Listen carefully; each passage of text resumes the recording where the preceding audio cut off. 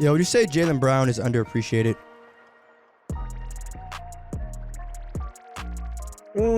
Not really.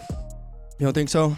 I feel like, Nah. Obviously everyone always talks about Jayson Tatum, but there's a lot of people out there that like or prefer even Jalen's game. I think it's a good thing that the Celtics have both. I know we've talked before about people feeling like that you should trade one, break it up, but I think it's a good thing that, the Celtics have both. But there's a part of me that feels like Jalen is underappreciated. Uh, there's a part of me that feels like all the love and attention goes towards Jayson, but people may not realize that in order for them to win the whole thing, Jaylen also has to be, one of the Celtics' top guys. You know what I mean? Yeah, I definitely agree. Like, But at the same time, I feel like it's clearly Jason Tatum's a better player. As great as Jaylen Brown is, I feel like he is improved along the way.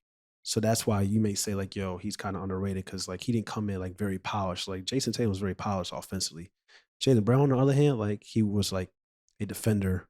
Then he came like a 3-and-D guy. Then he came like a three-level scorer. Like he's improved each and every like season. So maybe that's where some like the unappreciation maybe comes from. But to me, they're the best wing tandem in the league, especially when they're both clicking on the same page, and they're dangerous when they are. So I don't necessarily feel like he's unappreciated to say. I feel like more so maybe it's just kind of like, it's one guy's clearly the go-to guy and the best player on the team, but then you got like the second best or second option on the team. I kind of look at it that way, honestly. I will say like this: if he was on a different team, I think we'd be talking about him in a different light. I think like unfortunately when playoffs come around, a lot of players are looked at like as just individuals. Like if the Celtics go out and win a chip, it'll be, people say, oh, Jason Tatum, won his first chip. If, the Mavs win the chip, people will say Luka won his first chip, so on and so forth. But I think it's a little bit different for the Celtics because they have a little bit more of a balanced roster. And even though, it's clear to some people who the best player is, I think the gap is a lot smaller between Jaylen and Jayson versus, Luka and Jalen Brunson or Steph Well, I mean, but and Clay. well, you can say that depending on like based on the team situation, but the gap would still be the same if Luka Doncic played with Jaylen Brown, in my opinion. I think the real question that we're asking is, can Jaylen Brown be a number one option on a championship caliber team? That's tough. So That's I think that's what we're kind of That's- like getting to. Like that's what we're kind of like alluding to. So I'm gonna ask you again: can Mm. Jaylen Brown be a number one option on a championship caliber team? That's very tough. I would say no as of right now. As of right now, though, just because like, and this doesn't mean that he can't be a number one option, right? But to your question, can he be the number one option on a championship team? Right, that's very very tough to do considering where we're at in the league as of right now. Hell, I'm not even sure if I know it's gonna sound rough for a Celtics fan, but I'm not sure if Jayson can be. I mean, like just because in order to say that, you gotta win, and in order for it to be like a guarantee thing, you know what I mean? Like Is Luka not? I think he can be, but he's also down 3-0 right now. And again, like I said, I mean, obviously this idea of like, okay, if certain guys switch roles and okay, we want to look at his team and say this and that, but like, but put like this, if by me saying yes, that a player can be the number one option on a championship team, even though they haven't gone out and won it yet, that's tough for me to do because then that opens up a completely different book, right? Like, could I say that about Devin Booker? Could I say that about James Harden? Could I say that about Chris Paul? And I'm not trying to be an asshole, but just, that's just a, like, where does it end kind of thing. You know what I mean? I mean, I view it as a player that can get to multiple, at least Western Conference or Eastern Conference Finals is a guy that can be considered a number one option on a championship caliber team, even if you don't go to the finals. Like, of course, you want to go to the finals because that's the ultimate goal. But if you're leading your team to multiple, like, Eastern Conference and Western Conference Finals, it's just kind of like, yeah, you're damn right. You're the number one option on a championship caliber team. You're not getting to the Final Four as the Orlando Magic or something like that. Of course. When you make it to the Final Four, like most of the times, that's the best four teams in the NBA. And a lot of times, other than like the Mavs series that we're seeing right now, a lot of times it's way closer than what we're seeing. So of course, and Jayson has definitely, been the better players on those Celtics teams. But at the same time, unfortunately, well, not unfortunately, but they've had great teams. You know, like it's not like Jayson, brought a bunch of scrubs to the Eastern Conference Finals. Like, and Most again, players not do though. what, but you're saying bring scrubs or No, I'm saying most number one options on championship caliber teams, they have a good team. Hardly, I mean, I know we but see LeBron do what LeBron has done, but it's not a lot of people like LeBron. okay, how about this? If Jayson Tatum plays average, I think they could still like get certain things done. No, I don't think so at all. I don't think so I at all. We just saw game two. I like their chances of if Jayson Tatum is playing average versus a LeBron being average or Luka being average or any other players that we may mention. Like if that just goes back to Jaylen Brown says he's a clear like second best player or second option. He's a better second option than some of those guys that you mentioned. But that doesn't change the fact that like at the end of the day, most like teams, when you make it to the Final Four, most of the times you're probably one of the best teams in the NBA. Now, the Dallas Mavericks is a little different. Like nobody viewed them as like the final two or expect them to be the final two competing to the NBA Finals. They overachieved. The Atlanta Hawks is another situation where like last year, as great as Trae Young was, it was just like we kind of know like they kind of overachieved. I thought they were going to be a playoff team for sure. But I'd be lying if I said I thought they were going to go to the Eastern Conference Finals and then, if Trae Young doesn't get hurt, possibly a trip to the NBA Finals, in my opinion.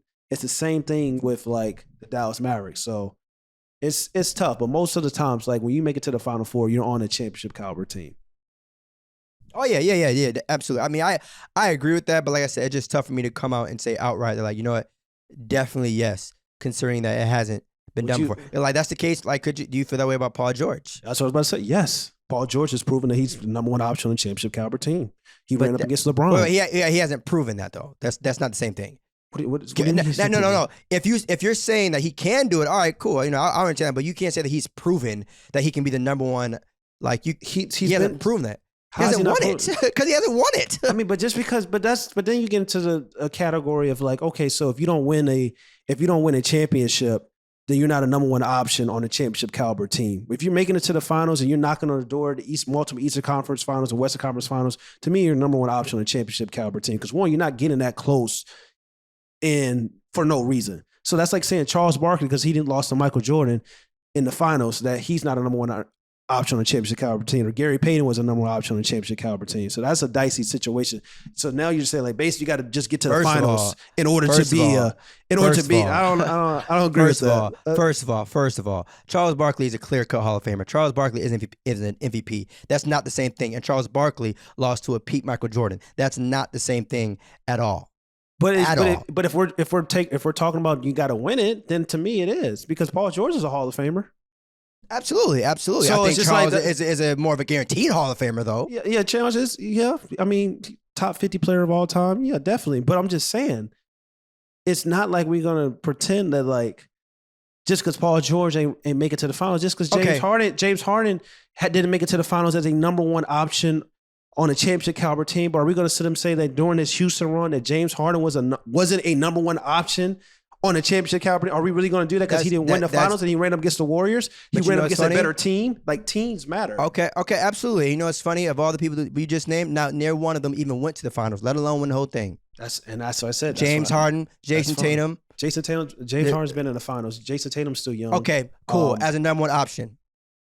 All I'm saying, if you're knocking on the door in multiple Eastern Conference Finals or Western Conference Finals, it's hard for me to say you're not a number one option on a championship caliber team, especially when we know the Final Four teams are normally great, and sometimes you run up against certain teams or even certain players. Like what the Warriors is about to do is very like cold when we really think about it. I'm not gonna say I'll wait till they go to the finals, but like that team has been like very, very like great for a long period of time. LeBron James was really, really dominant in the Eastern Conference for a long period of time. Sometimes you run up and get certain things beyond your control. So that's what I'm saying. Just to say that, like, because they ran up against a team, like the Houston Rockets ran up against a dynasty with Kevin Durant. Then, like, LeBron James and, guys like DeMar DeRozan and Paul George, they ran up against, LeBron James on the Miami Heat. DeMar DeRozan ran up against them when, he was with the Toronto Raptors, peak LeBron James. Then he had, like, Kyrie Irving, Kevin Love. So it's like, That's a tough But thing. that's just it though. All right, so look, It's a another tough thing thing is to this. say. My thing is this too, right? How many players are we sitting here saying can be a number one option on a championship caliber team? Because it can't be more than like 10. And even that, to me, that number is high. Like, I don't know.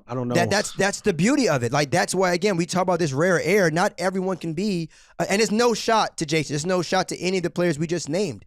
But this isn't, like, it's not what we're just talking about. What is the criteria criteria for, though? Is I don't know, just winning? Is the criteria just going to the NBA Finals? Or is it the criteria? winning the whole thing? The criteria is winning. The entire thing. Well, that's you get in a dangerous category. How is that a dangerous category? Because, like I said, team situations matter. Like, if you most times, and this is not football. This is not any given Sunday. In basketball, most times the best team normally wins. We may have anomalies like the 2016 Cleveland Cavaliers coming back 3-1, or like the Toronto Raptors because like Kevin Durant was out and stuff like that. Even though I still give credit to the Toronto Raptors, but like. A lot of times in basketball, the best team normally wins. So if you're a number one option and you're going up against a Golden State Warriors that's a dynasty, or you're going up against a LeBron James stacked team, or just LeBron James in general himself, it's just kind of like, well, I mean, damn, like, are we going to say they're not a number one option on a championship caliber team and they're constantly knocking on the door to get to the finals, or they get into the finals and even though they may not win, they may lose? It's just like, that's kind of hard. That's a dicey situation, in my opinion. I mean, well, at some point, it has to get done. And like I said, you're right. Was Allen Iverson not a championship or number one option on a championship caliber team? That's not the same thing. How is it not the same? How is that not the same thing? So, okay, so team-wise. First things first. I said that, but that's what I'm saying. Allen again went to the finals. You keep bringing up people that at least went. Like, what are we doing here? But he wasn't. But he wasn't knocking on the door from multiple Eastern Conference Finals, though. Who is Allen Iverson's second option? I'm saying I'm going based on your criteria. If you don't win a finals, you're not a number one option on a championship caliber team. Right, that's your criteria. That's what you're saying. You're absolutely I'm not saying that. The two people that you just named to me, that you gave me, were people that went to the finals. So we're not even sitting debating about Jayson Tatum, if he's number one option on a championship caliber team. He hasn't even been there yet. Now, if he does, feel me, we'll change this dialogue. But I'll say this right now, right? To his benefit, all right? He's beaten a team that's had Kevin Durant, right? A healthy Kevin Durant, right? He's now also beating a team that's had a healthy Giannis, to his credit. Now, if he goes out and beat the Miami Heat, a number one seed, that's an even bigger, case for him.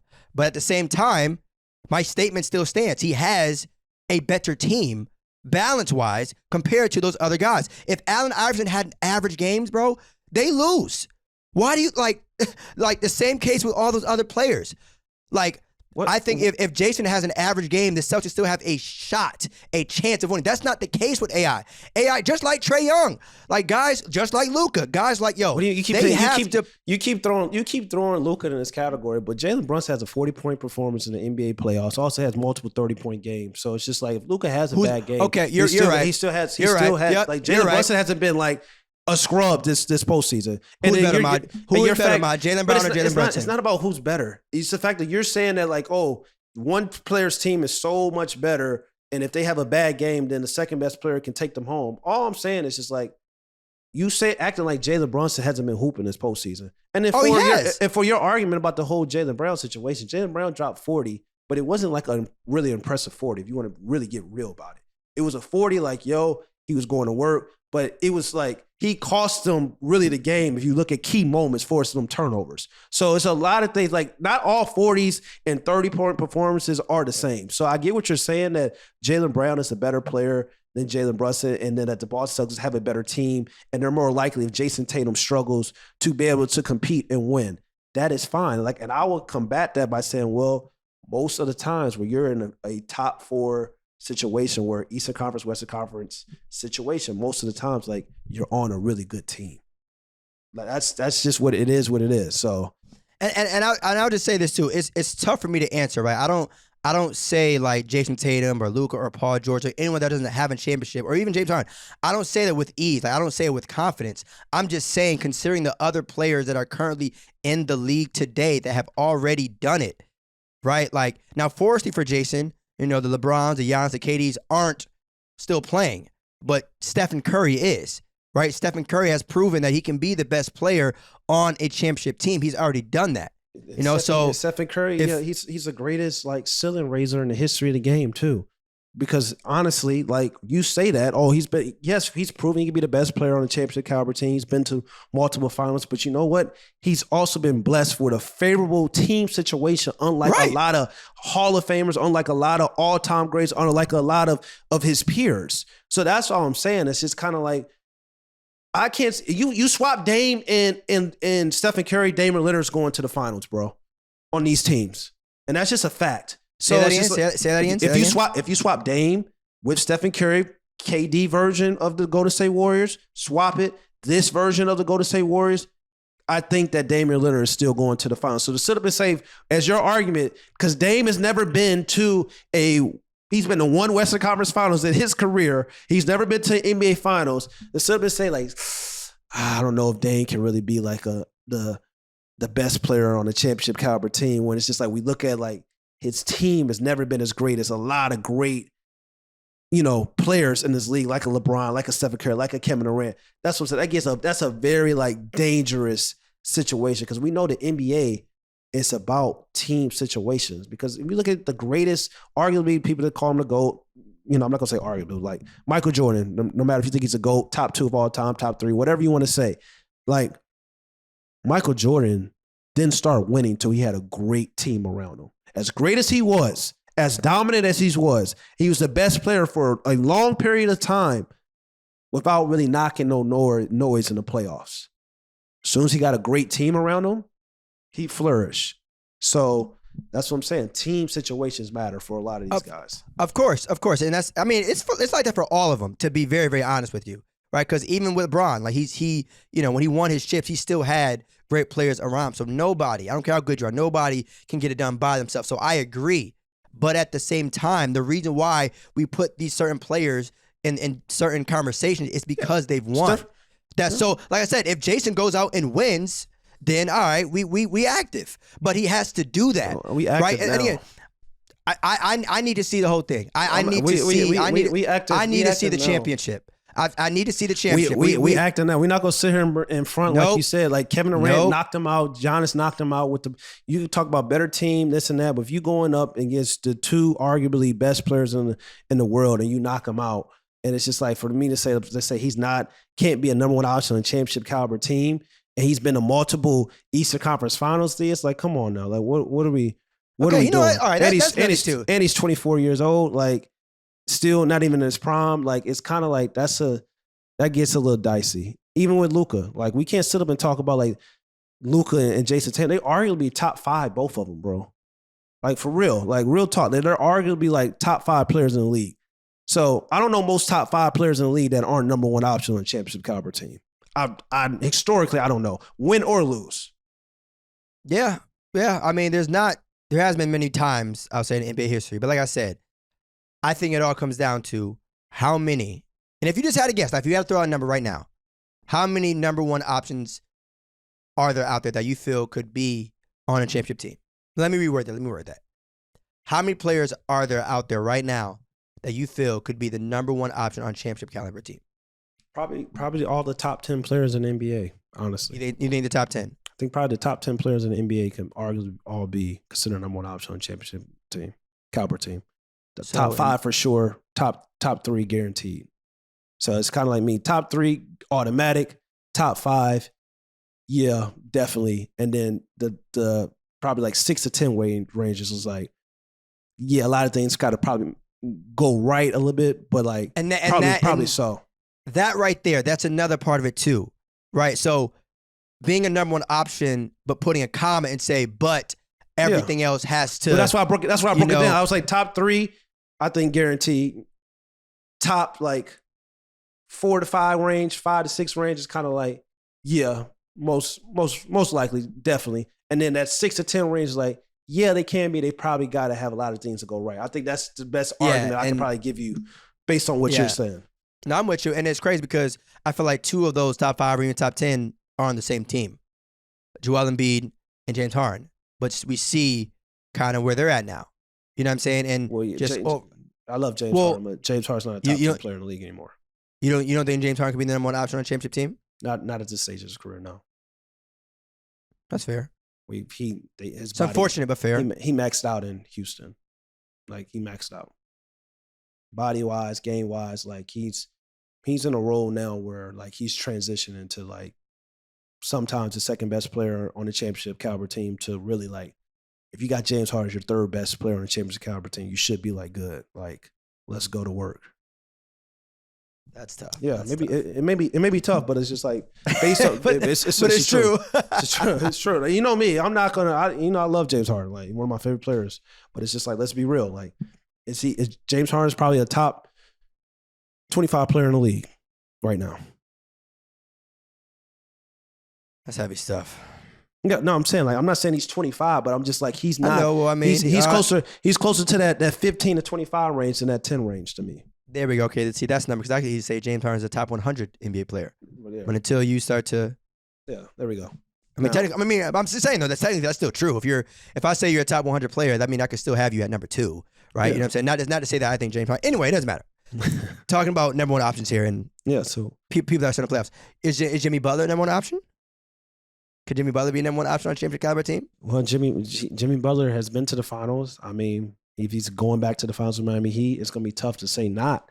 He's not, especially when we look at, like, certain players who elevate their game in the postseason, like Jimmy. Regular season, you know, you're looking around, Jimmy, because Jimmy doing him and stuff like that. Playoffs, not a lot of guys that you probably wouldn't want to go to war with other than Jimmy. So, And that's a tough one. I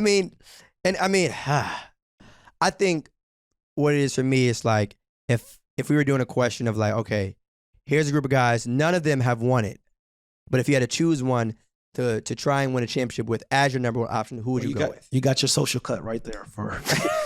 So there we go. Based on the league or guys that haven't won it, who would you choose to be the number one option in your championship caliber team? So you got Luka, Jayson Tatum, you got Nikola Jokic, you got Joel Embiid. Joel Embiid's out of the question for me. Good off that. Did you say Paul George? Paul George, Jimmy Butler, Kawhi Leonard's out. He's one. Dame, that's another guy. So that's set. We kind of like, so we got 6 right there. So we got Luka, we got Jayson Tatum, we got Nikola Jokic, got Joel Embiid if you want to include him in there. You got Jimmy Butler, that's 6. You got Damian Lillard, that's 7. Mr. Devin Booker? Devin Booker, CP, throw him in there, but he's way beyond his prime. You're right. He's No way shade, beyond. no shade, no shade. There's roles. Yeah, he's way beyond his prime. Who else? And also too, if we're saying like number one. Yeah, option, number one. You feel me? You could throw James Harden in there, but like, I think that's a wrap for that now. Heavy work. So who else is Jokic? I mean, but all right. So out of the group that we have so far, because I mean, we got some top heavy 4. hitters in Top there. 4. Mine's is Luka, Jayson Tatum, Paul George. Jimmy or Book. Jimmy or Book. Give me Jimmy Butler. I'm leaving. They both win. That's tough. I'm leaving Nikola Jokic out. That's tough. We know. That's tough. No, that's tough. Really, it's not tough. Not for me, but maybe for you. Maybe for you, but not tough for me. It's not tough for you. It's not tough for you. It's light work. It's light work. Yeah. So this is a social cut. You really good. You came up with that on the fly. That's some really fire. Like, you really came with this up on the fly. Of course, that's really kind of fire. Like, Man's love wings, bro. Man's love wings, bro. Yeah. If you can't create on your own, and you want me to put you as a number one option, I better have a fire ass number 2 with me. Like, all right, you talk about Jaylen Brown. I better have Jaylen Brown on my team with me. Yeah. If I'm picking a center to be my number 1, or the Jamal Murray, playoff Jamal. Yeah. So who's your 4? You got Luka. You got Jayson Tatum, Jimmy Butler, and Paul George. I like it. I'm gonna go Luka, go Jayson Tatum. I like those off rip. I want to say Jimmy and Book, and I'm fine with that. But damn, Paul George is, unfortunately, that he's not going to be on here. But Jimmy, Book, you know what? Scratch that. Jayson Tatum, Devin Booker, Jimmy Butler, and Paul George. No Luka? No Luka. Woo! This is crazy. Why no Luka? No, Luka. I'm good. Why no? I'm good. Why, I'm good. Oh, I'm good. he's good. I'm This good, is man. yo. This is crazy. man. I'm you sorry. talk about I'm heavy good. stuff. I'm good, bro. I'm good, bro. I'm good. I'm good. Yo, this is I'm good, crazy. bro. I'm This good, is man. This I'm is good. You I'm good? I'm good. I'm Why? good. I'm good. I'm Why good, no man. Luka? Why? That's crazy. That's crazy. Luka's very talented, right? And it's no, again, y'all know how we move. For me, ain't no shade, ain't nothing personal. But just if I need someone to go get a buck, if I need someone to say, all right, guys, let's go. Because you said it best. We've seen PG match up with Braun face to face. And that was with the team that, shout out to those Pacers, but they, True. you feel me? You know what I'm saying? And Luka, again, he cold, but I ain't seen him really go face to face with someone that's either that can look him eye to eye or that's above it. I mean, the Clippers and okay, Kawhi was okay. Paul George. Hey, man, I'm going with Paul George, bro. And even now, I mean, I mentioned the Pacers, but even his time with the Thunder and currently, I respect that. But what about the other three though? I respect you giving Paul George because he's more seasoned. But you're talking about Jayson Tatum, Devin Booker, and well, I know damn well you don't want me to take your man's off. So I'll start off with Jimmy. Hey, bro, Jimmy? Even I've seen. I mean, you've seen Jimmy in the finals, bro. I have. Dog, like he's gonna go at it. I mean, my thing is too, not to bring emotion in, but I like. You know what I'm saying? Heart, right? You know what I'm saying? I like the idea of like Jimmy's going to battle it out. He's not going to complain to refs. I mean, just don't. You know what it is too with Luke. I just don't like the complaining with the refs. I don't like the entitlement sometimes. You know, like just the feeling like you already deserve. And again, like I said, if you have Luka on your team, you're in a good situation. This like if I have Luka on my team, I'm not complaining. You feel me? Like there's some people who will pick out that, like, no, it's still Luka. But like, if it's like, yo, Jimmy, take us home. Yo, Jimmy, like, you know, get pissed off. You know, like that time when Jimmy, I think, was arguing with UD. I appreciate that because you know that it's coming from a place of like, yo, I want to win. Like Jimmy doesn't feel entitled. Like even with being in Miami, like we all know his story, but like he really wanted more than just like, oh, I feel like I deserve it. Do you think Luka? It's like, you know. Are you saying that because of media law and media and all that you feel me? You feel me? Like there's certain things. The crowning. He hasn't really. It's already like, oh, like he's given the keys. We're again not to say that he's not the future and his future isn't bright, but like, damn, if this was, you know, some other players, I don't know if we would really be like, oh yeah, you know. I don't think certain guys would get a pass. I think I kind of get that, especially when we see like the difference of like, you know, Trae Young going to the Eastern Conference Finals compared to Luka Doncic going to the Western Conference Finals this year. Speak on it. Like, the amount of like, oh my God, and this and that, like this team and stuff. Oh, he did this. I understand that, but at the same time, I can't overlook that Luka Doncic is cold. Especially you talk about like creating, like go get you a moment, big moment. Like Luka's clutch. Like he goes at it when it's time. Like he don't shy away from the moment. He also don't shy away from stars. Like he was shimmying with Stephen Curry. Like he didn't care all his stuff. I'm Luka. You know what I'm saying? So I can appreciate that. So that's why like that heart thing. I think Luka got heart, but I think also like you said, it's just kind of like you're here, but it's just kind of like it's so many the outside noise, which probably makes you feel like, yo, I want to really pick Luka. But it's so much nonsense and outside noise where it's just like, damn, like, but can he win yet? Can he get to a finals yet? Can he get to multiple, like, to like Jayson Tatum's credit? Like he's been to multiple Eastern Conference Finals. You know what I'm saying? Like Jimmy Butler's been to a finals. Devin Booker's been to a finals. So I can understand that. Paul George has like been number one option for years. You know, got the Clippers to their first ever Western Conference Finals just last year. So I understand it. I get it. It's definitely reasons why you would pick those players over Luka Doncic. But like, I'm not really mad at it, but I'm just kind of shocked because, like I said, you know, that's what people are going to start talking about. They love to say this: swap teams. What they doing? Is Luka doing this? Is Luka put Luka on the Suns? Like put Luka in Miami. How's that look? Luka with a bunch of he wouldn't be in Miami because it's a strict diet. You feel me? Luka with some, you know what I'm saying? So that's another question. But also on the flip side, Jimmy with this Dallas team, who knows where they go? I think fortunately for them, though, I think they're in like the perfect situation. Both of them. Yeah. Right? Team it's not like, matters, team situation does matter. And I'm I not think, mad. I'm not mad at it. I'm not mad at your four. And also, too, Luka, like, this is first time to the party. You know what I'm saying? Like, that's as well as a lot of people, we put a lot of pressure on him coming to the season because when we saw Devin, we saw Trey, we saw Jayson, we saw Spider, we saw people that's in your group, you know what I'm saying, do some things in the playoffs. So we said, like, yo, this is the year. And he has done that. So I'm going to give him his credit. But I'm still going Jimmy. He said, I'm good. Would your feelings be a little different if they wasn't on the verge of getting the brooms out? No, not at all. Because of who is providing the brooms. So, it ain't brooms against your team. Yeah, Utah. You know what I'm saying? Mad. It's crazy. It's crazy. It's like most people will get on me because I didn't put Nikola Jokic in my group. But like you didn't put Luka. I'm gonna have some nasty DMs. You didn't put Luka in your group. Your group is kind of like have some nasty DMs. I don't care. You go take the slander for me. I'm gonna be in the alleyway. Like, you got your popcorn ready? I'm That's good him. now. It was him. I'm good now. I respect it. Hey, I'm not mad at it. Man. Like I said, that's how it is with when you don't mention Jokic on your team. I'm just, hey guys. No, I got a cap or no cap. So what's up? What's up? Yep. Cap or no cap. The Suns should let DeAndre Ayton walk this upcoming cap free agency. Cap. And I. So here's the difference between why I say the Suns should keep DeAndre Ayton versus the Mavericks no longer keeping Jaylen Brunson, because I think a core of Book, Chris Paul, and DeAndre can get it done and win the entire thing. I don't think a core of Luka and Jaylen Brunson being your two best players can win a championship. That's the only reason why. I hope both individuals get paid, to be very, very clear. I hope they get their money regardless of what jersey they put on next season.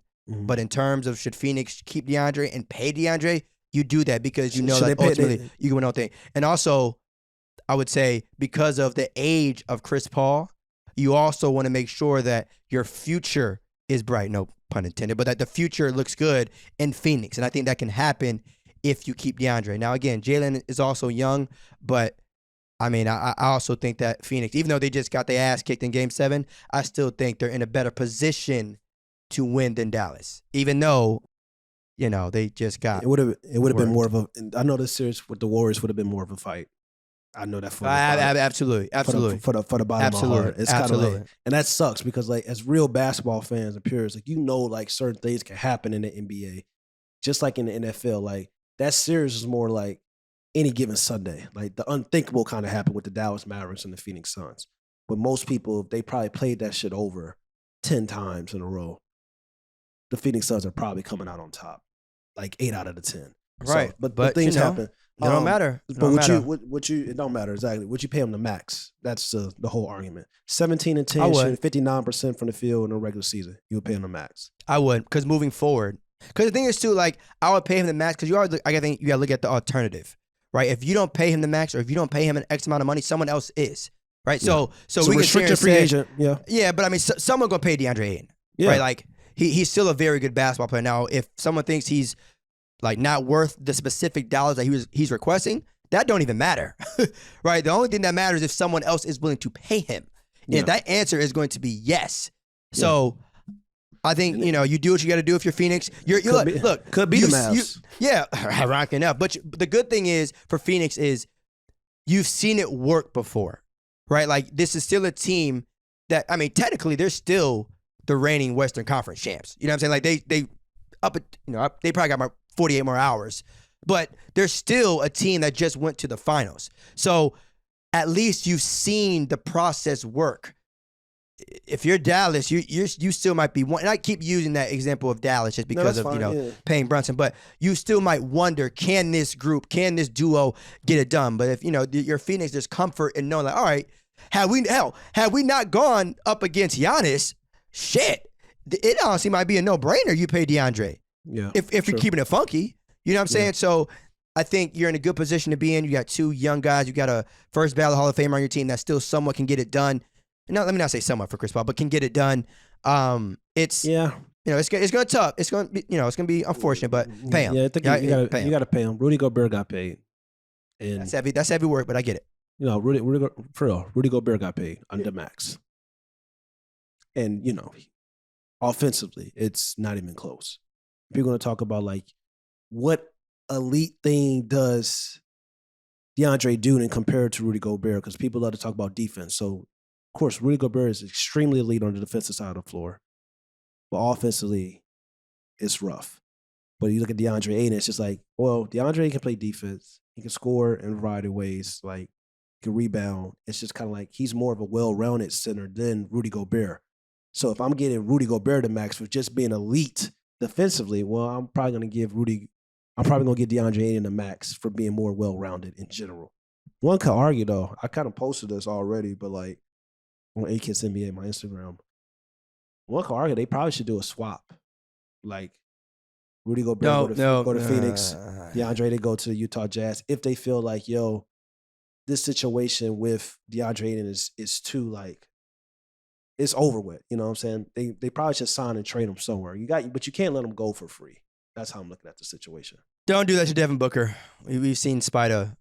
But one will argue that Chris Paul will make Rudy Gobert's life way easier compared to Donovan Mitchell, because you got a real point guard that can facilitate and like get him the ball, get him lobs and stuff like that, get him in the right spot, and you can maximize Chris Paul's last like couple years in the NBA. So that's an argument you can look at, but long term. Exactly. With Chris Paul probably aging out eventually and going to retire. Yeah, it's a better situation from a coaching standpoint, coaching perspective, and team's perspective to have a duo of Devin Booker and DeAndre Ayton instead of Devin Booker and Rudy Gobert. Exactly. If you're talking about just 1 year, all right, cool, whatever. Honestly, no, I'm not going to change my mind. Still, I'll keep DeAndre Ayton. But I will say this though: Rudy's best attribute is better than DeAndre's. You know what I'm saying? But I think, again, to your point, if you're talking about one season, okay, maybe Chris Paul and, Rudy could really get active. But I think for Devin Booker's case, as they move forward, a dynamic duo of Book and Ayton, because that's really what's going to get it done for them, right? You're talking about the next decade even, not just next season, but the next decade. Well, they need to focus on it now, because like, but I'm saying though, like, I definitely get it. But who knows? Who knows? Look, if you give someone the max, like DeAndre Ayton might be getting, you're worried about the future. Of course, a future, of course. But you also got to worry about like, you worry about Devin Booker and his future with DeAndre Ayton. I don't know if Devin Booker's going to stay, especially if they break it up. We already seen my boy Zach is talking about being out. There's no guarantee that like these guys going to stay around, especially if like. It's all good right now where you're winning, you're competing, you're going deep, having playoff runs, going to the NBA Finals, but things can change very quickly. Like, what if they get rid of DeAndre Ayton and they get somebody back and it's like, all right, or they get a Rudy Gobert back and it's not like, and then Chris Paul is like, that playoff performance wasn't the best playoff performance, and he's only getting older, and he's also smaller. Like, he's not a LeBron when we talk about size and stuff like that, like, where LeBron can get in the post and stuff like that. It gets harder, being a point guard the older you get. So it's tough. It's a tough situation, but we'll see. We'll see what happens. Nasty work. But of course, y'all know the vibe. Enjoy the rest of these playoffs. We're going to see you on the next episode. Housekeeping items before we slide. Subscribe. No pump fakes. All right. On Apple Podcasts as well as Spotify. You already know what it is too. Subscribe. On YouTube. All right. And just like that, y'all, we gone. Peace. What's up, y'all? It's Theus McBee. Make sure you go follow No Pump Fakes on YouTube, Apple Podcasts, Spotify, and wherever you listen to your podcasts.